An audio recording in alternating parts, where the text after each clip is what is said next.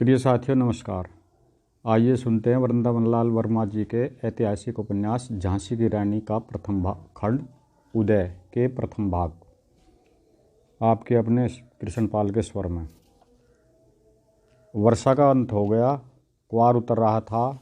कभी कभी झीनी झीनी बदली हो जाती थी, परंतु उस संध्या के समय आकाश बिल्कुल स्वच्छ था। सूर्यास्त होने में थोड़ा सा विलम्ब था। बिठूर के बाहर गंगा के किनारे 3 अश्वारोही तेजी के साथ चले जा रहे थे। तीनों बाल्यावस्था में, एक बालिका 2 बालक। एक बालक की आयु 16-17 वर्ष, दूसरे की 14 से कुछ ऊपर, बालिका की 13 से कम। बड़ा बालक कुछ आगे निकला था। बालिका ने अपने घोड़े को एड़ लगाई, बोली, देखो कैसे आगे निकलते हो, और वह आगे हो गई। बालक ने बढ़ने का प्रयास किया तो उसका घोड़ा ठोकर खा गया और बालक धड़ाम से नीचे जा गिरा। सूखी लकड़ी के टुकड़े से उसका सिर टकरा गया। खून बहने लगा। घोड़ा लौटकर घर की ओर भाग गया। बालक चिल्लाया, मनु मैं मरा। बालिका ने तुरंत अपने घोड़े को रोक लिया, मोड़ा और उस बालक के पास पहुंची। एक क्षण में तड़ाक से कूदी और एक हाथ से घोड़े की लगाम पकड़े हुए झुककर घायल बालक को ध्यानपूर्वक देखने लगी। माथे पर गहरी चोट आई थी और खून बह रहा था।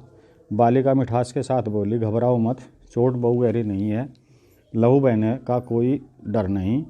मझला बालक भी पास आ गया, उतर पड़ा और विवल होकर अपने साथी की चोट को देखने लगा। नाना, तुमको तो बहुत चोट लग गई है, उस बालक ने कहा। नहीं, बहुत नहीं है, बालिका मुस्कुराकर बोली, अभी लिए चलती हूँ, कोठी पर मरम्मती हो जाएगी और बहुत शीघ्र चंगे हो जाएंगे। कैसे ले चलोगी मनु? बड़े लड़के ने कातर स्वर में कराहते हुए पूछा। मनु ने उत्तर दिया, तुम उठो, मेरे घोड़े पर बैठो, मैं उसकी लगाम पकड़े तुम्हें अभी घर लिए चलती हूँ। मेरा घोड़ा कहाँ है? घायल ने उसी स्वर में प्रश्न किया। मनु ने कहा, भाग गया। चिंता मत करो, बहुत घोड़े हैं, मेरे घोड़े पर बैठो, जल्दी नाना जल्दी। नाना बोला, मनु मैं सद नहीं सकूँगा। मनु ने कहा, मैं साध लूँगी, उठो। नाना उठा। मनु एक हाथ से घोड़े की लगाम थामे रही, दूसरे से उसने खून से तर नाना को बिठाया और बड़ी फुर्ती के साथ उछलकर स्वयं पीछे जा बैठी। एक हाथ से घोड़े की लगाम संभाली, दूसरे से नाना को थामा और गांव की ओर चल दी। पीछे पीछे मझला बालक भी चिंतित व्याकुल चला। जब ये गांव के पास आ गए तब घोड़े पर सवार कई सिपाही इन बालकों के पास पहुँचे। चोट तो नहीं लगी? ओह, बहुत खून निकल आया है, आओ मैं लिए चलता हूँ। घर पर घोड़े के पहुँचते ही हम समझ गए थे कि कोई दुर्घटना हो गई है, इत्यादि उद्गार इन आगंतुकों के मुंह से निकले। इन लोगों के अनुरोध करने पर भी मनु नाना को अपने ही घोड़े पर संभाले हुए ले आई। कोठी के फाटक पर पहुँचते ही एक उतरती अवस्था के और दूसरे अधेड़ व्यय के पुरुष मिले। दोनों त्रिपुंड लगाए थे।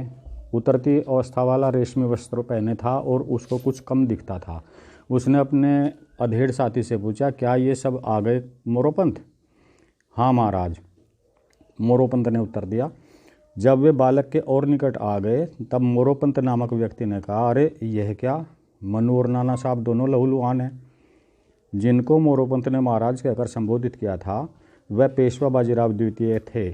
उन्होंने भी दोनों बच्चों को रक्त में सना हुआ देखा तो घबरा गए। सिपाहियों ने झटपट नाना को मनु के घोड़े से उतारा। मनु भी कूद पड़ी। मोरोपंत ने उनको चिमटा लिया। उतावले होकर पूछा, मनु चोट कहाँ लगी है बेटे? मुझको तो बिल्कुल नहीं लगी काका, मनु ने जरा मुस्कुरा कर कहा। नाना को अवश्य चोट आई है, परंतु बहुत नहीं है। कैसे लगी मनु? बाजीराव ने प्रश्न किया। कोठी में प्रवेश करते करते मनु ने उत्तर दिया, साधारण सी बात थी, घोड़े ने ठोकर खाई, वे संभल नहीं सके, जागिरे घोड़ा भाग गया। घोड़ा ऐसा भागा कि मुझको तो हंसी आने को हुई। मोरोपंत ने मनु के इस अल्लड़पने पर ध्यान नहीं दिया। नाना को मनु अपने घोड़े पर ले आई, बस इस बात पर मन ही मन प्रसन्न थे। बाजीराव को सुनाते हुए मोरोपंत ने पूछा, तू नाना साहब को कैसे उठा लाई? मनु ने उत्तर दिया, कैसे भी नहीं, वह बैठ गए, मैं पीछे से सवार हो गई, एक हाथ से लगाम पकड़ ली, दूसरे में नाना को थाम लिया, बस। नाना को मुलायम बिछौनों में लिटा दिया गया। तुरंत घाव को धोकर मरहम पट्टी कर दी गई। घाव गंभीर न होने पर भी लंबा और जरा गहरा था। बाजीराव बहुत चिंतित थे, उन्होंने रो तक दिया। मोरोपंत को विश्वास था कि चोट भयप्रद नहीं है, तो भी वह सहानुभूति के कारण बाजीराव के साथ चिंताकुल हो रहे थे। जब मनुबाई और मोरोपंत उसी कोठी के एक भाग में जहाँ उनका निवास था अकेले हुए, मनु ने कहा, इतनी जरा सी चोट पर ऐसी घबराहट और ऐसा रोना पीटना। बेटी, चोट जरा सी नहीं है, कितना रक्त बह गया है। आप लोग हमको जो पुराना इतिहास सुनाते हैं उसमें युद्ध का क्या रेशम की डोरों और कपास की पोनियों से हुआ करते थे?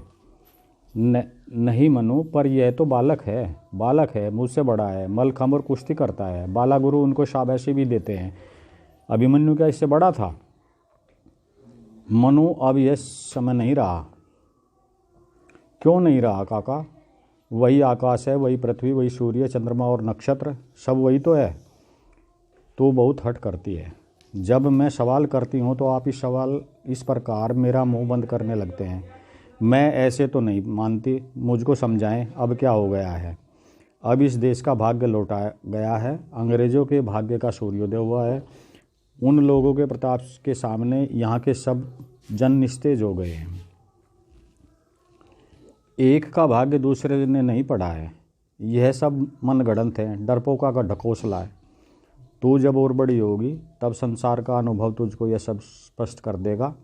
मैं डरपोक कभी नहीं हो सकती।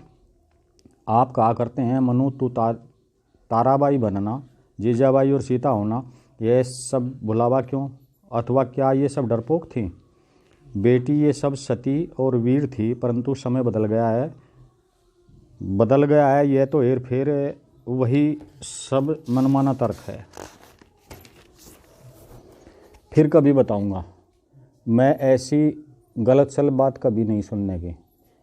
तो सोएगी भी या रात भर सवाल ही करती रहेगी? अंत में खींचकर परंतु मिठास के साथ मोरोपंत ने कहा। मनु खिलखिलाकर हंस पड़ी, बोली, काका आपने तो टाल दिया, मैं इस प्रसंग पर फिर बात करूंगी।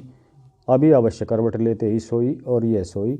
फिर एक क्षण उपरांत मनु ने अनुरोध किया, काका देखाइए, नाना सो गया नहीं? आपको नींद आ रही हो तो मैं दौड़कर देखाऊं। मोरोपंत ने मनु को नहीं जाने दिया। स्वयं गए, देखाए, बोले, नाना साहब सो गए हैं। मनु भी सो गई। मोरोपंत जागते रहे। उन्होंने सोचा मनु की बुद्धि उसकी अवस्था से बहुत आगे निकल चुकी है, अभी तक कोई योग्य वर हाथ नहीं आया, दक्षिण जाकर देखना होगा। इसी विचार के लौट फेर में मोरोपंत बहुत समय निकल गया।